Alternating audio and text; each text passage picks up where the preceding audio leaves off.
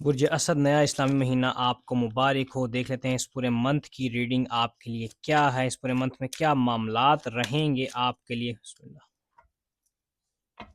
इस पूरे मंथ के अंदर देख लिया जाए आपके लिए नेगेटिविटी रिलीज करने का टाइम है। इस पूरे टाइम पीरियड के अंदर आपको नेगेटिव सोच को ख़त्म करना है और आपको स्पिरिचुअलिटी और प्रैक्टिकल लाइफ को बैलेंस करना है, अपनी इंट्यूशन लेवल्स को हाई करना है, अपने सोच विचार को ऊंचा करना है। उस हवाले से अगर आप पसंद करें तो ख़ास नक्शे नौरोज़ आपके लिए ही तैयार किया गया है, लियो वालों के लिए। ये मंथ के अलावा पूरे 2026 के लिए 27 तक आपके लिए नक्श वैलिड रहेगा। ये आपकी एनर्जीज़ को और मोहब्बत के मामलात को दुरुस्त करने के लिए ये नक्श तैयार किया गया है और यही टाइम पीरियड के आपको अपनी नेगेटिविटी को ख़त्म करना है, अपने अंदर से चीज़ों को बेहतरी की तरफ ले जाना है, क्योंकि आप स्टार हैं।